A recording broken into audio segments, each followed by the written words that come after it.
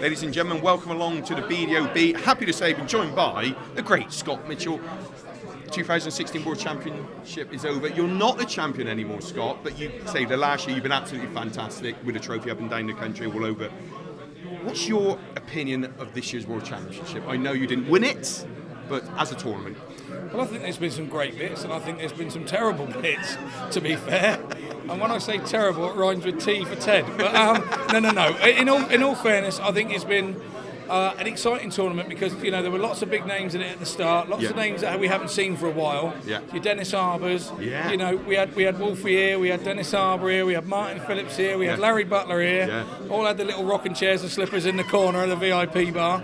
So as the weeks went on, the chairs were caking out like musical chairs, and then there was none. Yeah. So, but I think there've been some great games. I did a bit of work for BT Sport on the Veenstra Smith game. I thought that was fantastic. That was fantastic. I thought the Dozer Scott Waits game was absolutely brilliant as well. He had him, didn't he? He had him. Absolutely. And I think a couple of the women's games, Trina, Lisa Ashton. Lisa makes so many mistakes.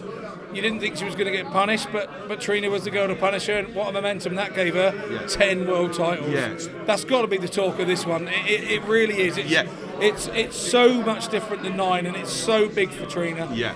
I've been lucky enough since 2000 to know Trina very well as a very close friend. Yeah. Having been down and practiced her before my first Lakeside, and I'm just so chuffed for her, her family. There's been the dark days of losing her mum on just days before coming here a few years back, and she's now got over that. Yeah. Title number 10 is a big chip off her shoulder, and I think you're going to see a different Trina this year. Really? Do you think she can perhaps go on and win more? Absolutely. Yeah. And I'm sure we're going to see more Jess Smith travelling back over after this weekend's result. Yeah. And I'm looking forward to that as well. That's going to be good. But what a championship. And in the end, the guy that kept hanging in there got there in the end. Yeah. Some of my friends, they had Trina at the start of the tournament at 80 to 1. 80 to 1, a 9 times world champion, 80 to 1. That looks massive now, doesn't it? That ain't going to happen for another 5 or 6 years. I'll tell you, as long as you were on it, you're all right. Yeah, that's right. And then you said about Jeff, 2 years now, and of course you played Jeff, and he suffered at your hands last year, but he's gone on one step to make the final. It seems very cool. And he's a danger, isn't he now? Next year, and as But I like that about him. The people that come in and they're a flash in the pan, and they're here for a year, 2 years, then disappear because they're not quite mentally got what it takes. Yeah. He's actually doing it nice and slow. Yeah.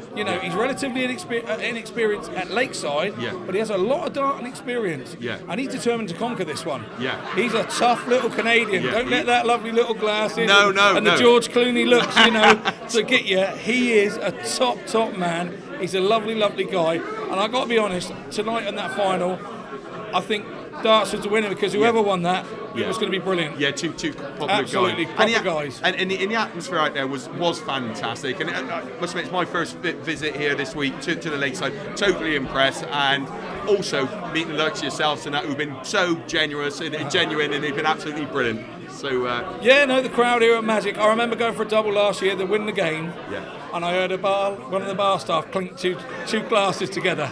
That was all I could hear. There's nearly 2,000 people in here, and all I heard was clink as somebody was putting them in the washer. Yeah. Did you hit it?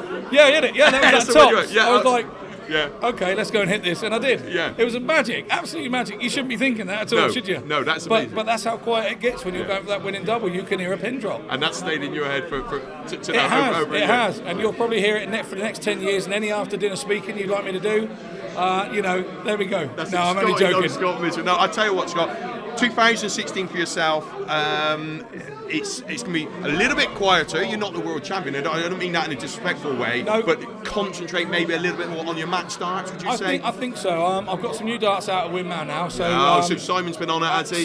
Simon's been on, so he's been on why I haven't used them for a start.